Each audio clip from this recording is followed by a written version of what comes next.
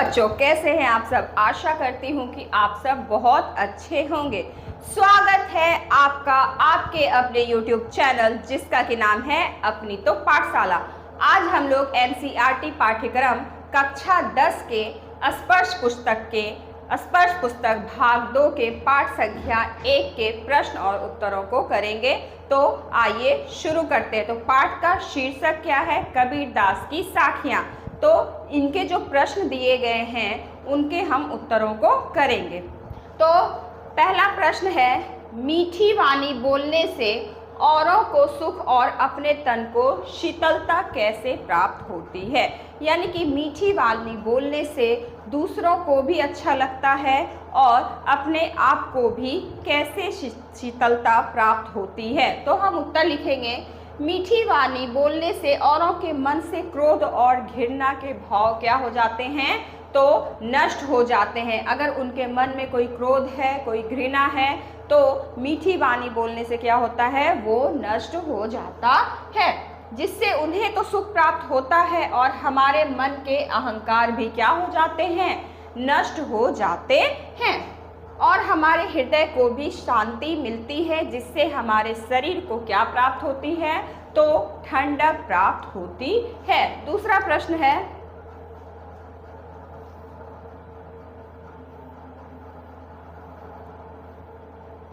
दीपक दिखाई देने पर अंधियारा कैसे मिट जाता है? दूसरा प्रश्न क्या है कि दीपक दिखाई देने पर अंधियारा कैसे मिट जाता है? साखी के संदर्भ में स्पष्ट कीजिए। तो दीपक क्या करता है? दीपक क्या फैलाता है? तो प्रकाश फैलाता है। जब प्रकाश फैलेगा तो अंधकार क्या हो जाएगा? दूर हो जाएगा। तो इसका उत्तर क्या लिखेंगे? जिस प्रकार दीपक के जलने से अंधकार समाप्त हो जाता है, ठीक उसी प्रकार ज्ञान का प्रकाश हृदय में जलता है तो क्या हो जाता है? तब मन के सारे विकार, भ्रम, संचय का क्या हो जाता है? नाश हो जाता है। यानी कि जिस तरह दीपक जो है अंधकार को दूर करता है, उसी तरह ज्ञान क्या करता है? हमारे भ्रम को, अहंकार को, संचय को, सबको क्या कर देता है? तो नष्ट कर देता है। प्रश्न है तीसरा, ईश्वर कण कण में व्याप्त है पर हम उसे क्यों नहीं देख पाते?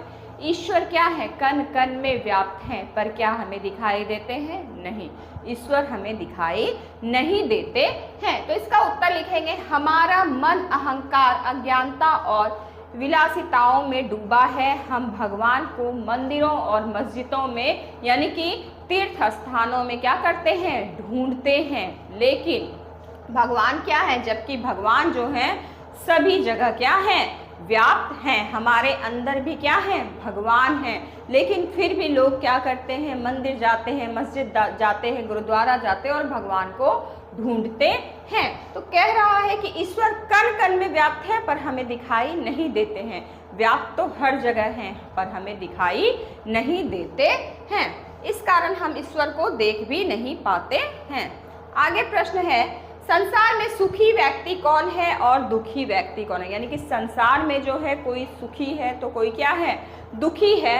यहाँ सोना और जागना किसके प्रतीक हैं?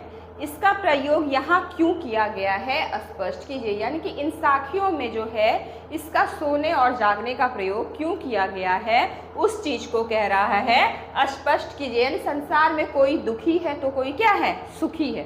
तो कवि के अनुसार संसार में वे लोग सुखी हैं जो सांसारिक सुखों का भोग करते हैं। संसार में वे लोग सुख हैं जो सब सुख सुविधाओं का क्या करते हैं? आनंद उठाते हैं। कवि कहते हैं कि वे लोग सोचते हैं कि हम क्या हैं? सुखी हैं। दरअसल सच्चाई ये नहीं है। सच्चाई क्या है? कवि के अनुसार संसार में वे लोग सुखी हैं जो सांसारिक सुखों का भोग करते हैं और वे लोग दुखी हैं जो ईश्वर का ध्यान लगाकर क्या करते रहते हैं? जागते रहते हैं। यहाँ सोना अर्थात अज्ञानता का प्रतीक है। जो सभी सुख सुविधाओं को पूरा कर रहे हैं, जो सभी सुख सुविधाओं के साथ जी रहे हैं, वो क्या है? अज्ञान है। उसमें ज्ञानता की क्या है? कोई बात ही नहीं है। तो कवि का कहना क्या है? वे लोग दुखी हैं जो ईश्वर का ध्यान लगाकर जागते रहते हैं। कवि के अनुसार मनुष्य ऐसा सोचते हैं, है ना, यहाँ सोना अर्थात अज्ञानता का प्रतीक है और जागना अर्थात ज्ञान का प्रतीक है। जो लोग संसार में उपलब्ध सुख सुविधाओं को ही वास्तविक सुख समझते हैं वे क्या हैं? अज्ञानी हैं। जो क्या कर रहे हैं? सब सुख सुविधाओं का आनंद ले रहे हैं, वो दरअसल में क्या हैं? तो अज्ञानी हैं। कवि कबीरदास जी ऐसा कह रहे हैं। और वही सोए हुए हैं, यानी कि जो सुख सुविधाओं का आनंद ले रहे हैं वो दरअसल में क्या है? सोए हुए हैं। उनकी नींद अभी तक खुली नहीं है कि आखिर में सांसारिक सुख किस चीज में है। वास्तविक ज्ञान ईश्वर को जानना है। वास्तविक ज्ञान क्या है? ईश्वर को जानना है, ईश्वर को समझना है, क्योंकि वही ज्ञान है जो यह काम कर रहा है, वही जाग रहा है। जो ईश्वर को जान रहा है, जो ईश्वर को समझ रहा है, वही ज्ञानी है। और अज्ञान कौन है? जो सांसारिक सुख सुविधाओं का क्या कर रहे हैं? आनंद उठा रहे हैं। आगे प्रश्न है, अपने स्वभाव को निर्मल रखने के लिए कबीर ने क्या उपाय सुझाया है? यानी कि अपना स्वभाव जो है निर्मल रखने के लिए कबीरदास जी ने वो क्या उपाय बताया है? तो कबीरदास जी कहते हैं अपने स्वभाव को निर्मल रखने के लिए कबीरदास ने बताया है कि हमें अपने आसपास हमारी निंदा करने वाले व्यक्तियों को ही रखना चाहिए। जो हमारे अंदर खोट बताते हैं, जो हमारी निंदा करते हैं, वैसे व्यक्ति को हमें अपने पास रखना चाहिए। क्यों रखना चाहिए? ताकि हमें भी तो पता चले कि हमारे में क्या है, क्या कमियां हैं, उस चीज को हम लोग क्या करें तो जान सके। तो कबीरदास जी कहते हैं अपने स्वभाव को निर्मल रखने के लिए कबीरदास जी ने बताया है कि हमें अपने आसपास हमारी निंदा करने वाले व्यक्तियों को ही रखना चाहिए, ताकि हमारे अंदर की बुराइयों को क्या कर सके, हम जान सके। जब सामने वाला हमारी बुराइयों को बताएगा, हमारी कमियों को बताएगा, तभी तो हम उन कमियों को क्या करेंगे, सुधारेंगे, उन बुराइयों का क्या करेंगे, अंत करेंगे।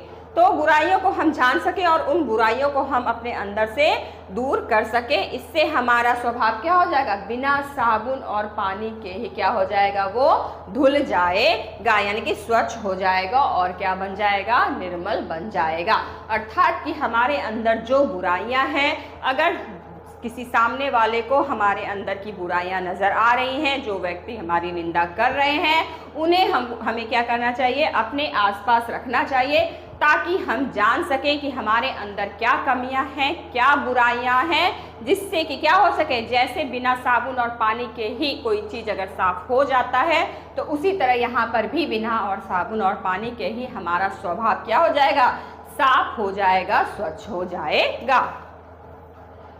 एक असीर पीव का पढ़े सुपंडित होय, इस पंक्ति द्वारा कवि क्या कहना चाहते हैं? तो इस पंक्ति में कवि यह कहना चाहते हैं कि जो व्यक्ति ईश्वर का एक भी अक्षर पढ़ लिया, ईश्वर के बारे में उसको एक भी ज्ञान हो गया, तो वही वास्तविकता में क्या है, ज्ञानी है। क्या है, ज्ञानी है।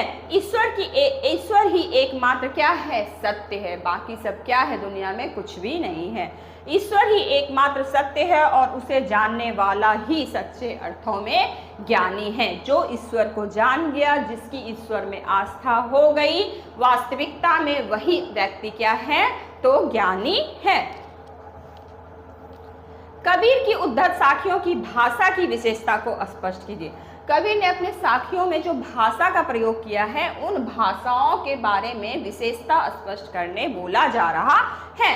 तो कबीरदास जी की साखियां सधुक्कड़ी भाषा में लिखी हुई हैं। कबीरदास की साखियां कौन सी भाषा में लिखी हुई हैं, तो सधुक्कड़ी भाषा में लिखी हुई हैं। इनकी साखियां जनमानस को जीने का कला सिखाते हैं, यानी कि व्यक्तियों को जो है जीने का कला सिखाते हैं। उन्होंने, किसने, तो कबीरदास जी ने, इन्होंने अवधी, पंजाबी, ब्रज, राजस्थानी आदि भाषाओं के मिश्रण का क्या किया है, प्रयोग किया है। अपनी साखियों में उन्होंने किसका प्रयोग किया है, तो अवधी, पंजाबी, ब्रज, राजस्थानी आदि भाषाओं के मिश्रण का प्रयोग किया है। तद्भव तथा देशी शब्द का अनूठा मेल भी है।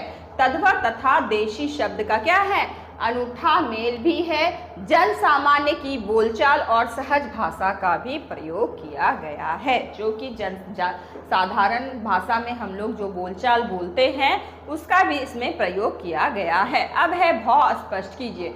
पहला भाव स्पष्ट करने के लिए दिया गया है, विरह भुवंगम तन बसे मंत्र न लागे कोई।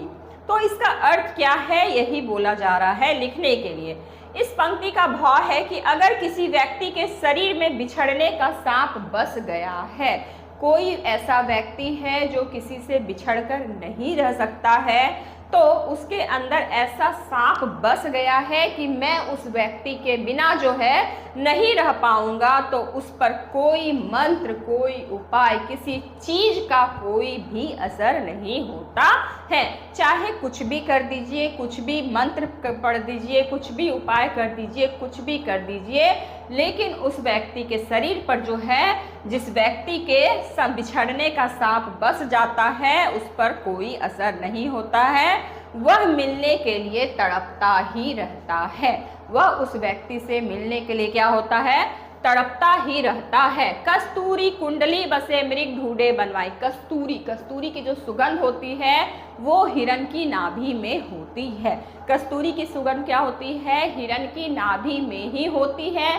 फिर भी उस सुगंध को वह क्या करता है, खोजते खोजते पूरे जंगल में क्या करते रहता है, घूमते रहता है कि आखिर ये सुगंध आ कहाँ से रही है। हिरण इस बात से अनजान है कि वो सुगंध और कहीं से नहीं, कहाँ से आ रही है, तो मेरे शरीर के एक हिस्से से आ रही है, मेरे शरीर के नाभि से वो सुगंध आ रही है। उस बात का हिरण को कोई ज्ञान नहीं होता है और उस सुगंध को खोजने के लिए, ढूंढने के लिए वो पूरे जंगल क्या करता रहता है, घूमता ही रहता है। ठीक उसी प्रकार मनुष्य के अंदर भी भगवान बसे हुए हैं, मनुष्य के अंदर ही भगवान व्याप्त हैं। फिर भी जो है मनुष्य क्या करते हैं, भगवान को तीर्थ स्थानों में, मंदिरों में, मस्जिदों में, गुरुद्वारों में, गिरजाघरों में क्या करते हैं, भगवान को ढूंढने जाते हैं। दरअसल मनुष्य भी क्या है, अज्ञानी हैं। इस बात से वो उनको पता नहीं है इस बात का कि मनुष्य के अंदर ही भगवान क्या है, तो व्याप्त हैं। तो इस पंक्ति का भाव यह है कि कबीरदास जी कहते हैं कि कस्तूरी हिरण की नाभि में ही होती है, परंतु हिरण इस बात से अनजान रहता है।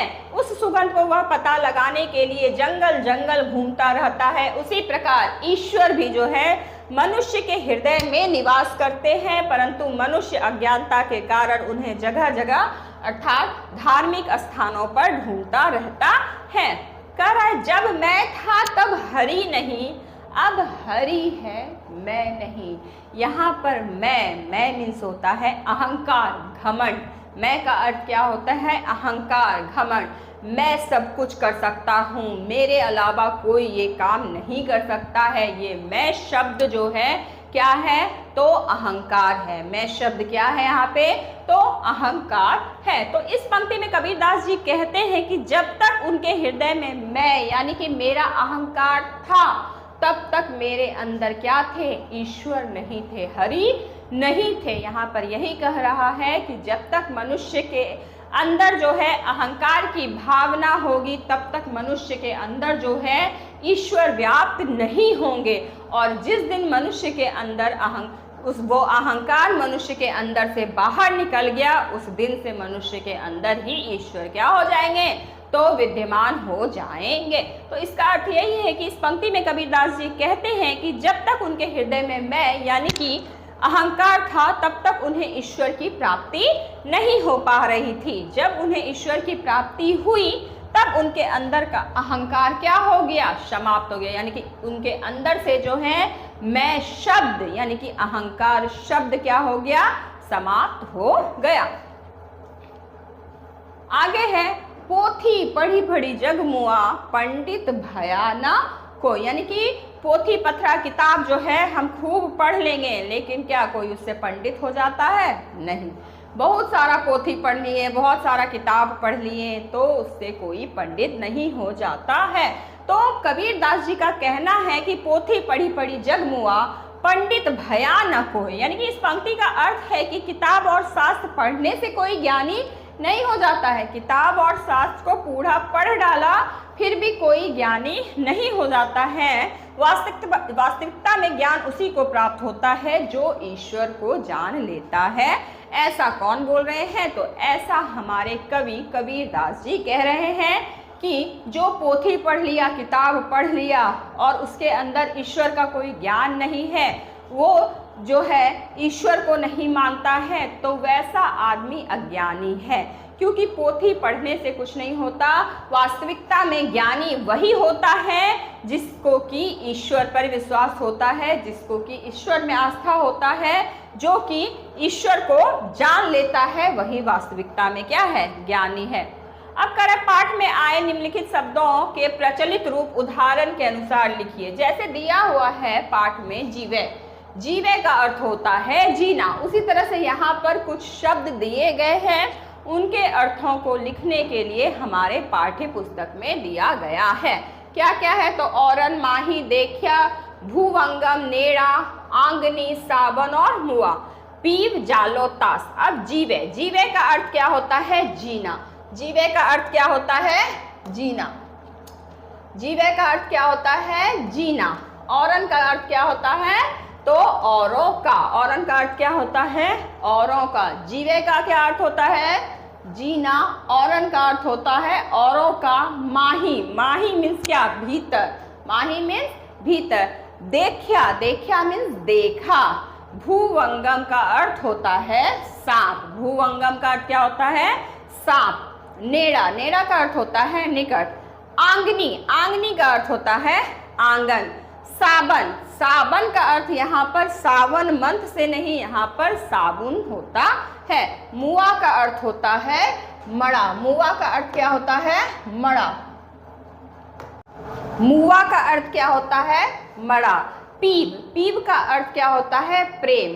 पीव, पीव का अर्थ क्या होता है, प्रेम। जालों, जालों का अर्थ होता है जलाऊं। जालों का क्या अर्थ होता है, जलाऊं।